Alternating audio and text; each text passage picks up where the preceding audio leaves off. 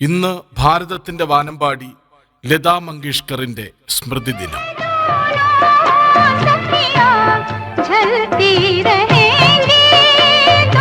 മറാത്ത നാടകവേദിയിലെ ഗായകനായിരുന്ന ദീൻനാഥ് മങ്കേഷ്കറുടെയും ശുദ്ധമാതിയുടെയും 6 മക്കളിൽ മൂത്തയാളായി ഇൻഡോറിലെ ഒരു കൊങ്ങണി കുടുംബത്തിലായിരുന്നു ജനനം. പിതാവിൽ നിന്നാണ് ലതാ മങ്കേഷ്കർ സംഗീതത്തിന്റെ ബാലപാഠങ്ങൾ അഭ്യസിച്ചത്.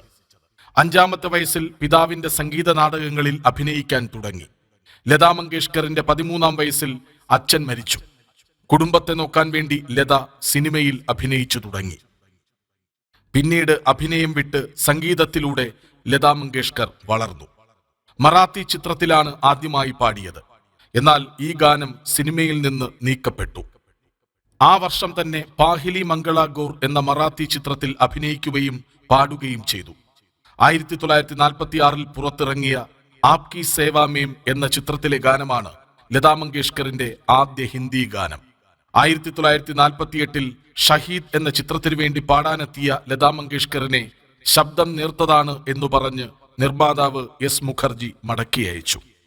ബോംബെ ടാക്കീസിന്റെ 1948-ൽ പുറത്തിറങ്ങിയ മജ്ബൂർ എന്ന ചിത്രത്തിലെ ഗുലാം ഹൈദർ സംഗീത സംവിധാനം ചെയ്ത മേരാ ദിൽ തോട എന്ന ഗാനമാണ് ലതാ മങ്കേഷ്കർ എന്ന ഗായികയെ ശ്രദ്ധേയയാക്കിയത്. ആ സ്വരമാധുരിയാണ് പിന്നീട് ഭാരതത്തിലെ സംഗീത ലോകത്തെ കീഴടക്കിയ ശബ്ദമായത്.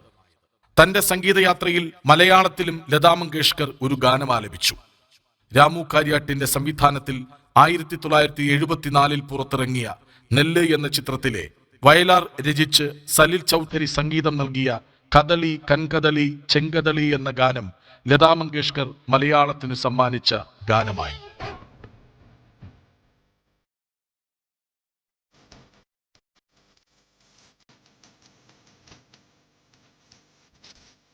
ിലധികം ഭാഷകളിലായി ആയിരക്കണക്കിന് ഗാനങ്ങൾ. ലോകത്തിലെ ഏറ്റവും കൂടുതൽ ഗാനങ്ങൾ റെക്കോർഡ് ചെയ്യപ്പെട്ടവരുടെ കൂട്ടത്തിൽ ലതാ മങ്കേഷ്കർ എന്ന ഭാരതത്തിന്റെ വാനമ്പാടിയുമുണ്ട്. 1969-ൽ പത്മഭൂഷൺ പുരസ്കാരവും 90-ൽ ദാദാ സാഹിബ് ഫാൽക്കെ പുരസ്കാരവും 99-ൽ പത്മവിഭൂഷണും 2001-ൽ ഭാരതരത്നയും നൽകി രാജ്യം ലതാജിയെ ആദരിച്ചു. 2022 ഫെബ്രുവരി 6-ന് ഭാരതത്തിന്റെ വാനമ്പാടി ഈ ലോകത്തിൽ നിന്ന് വിടവാങ്ങി. ഭാരതത്തിന്റെ വാനമ്പാടിയുടെ ഓർമ്മകൾക്ക് മുൻപിൽ ശതകോടി പ്രണാമം.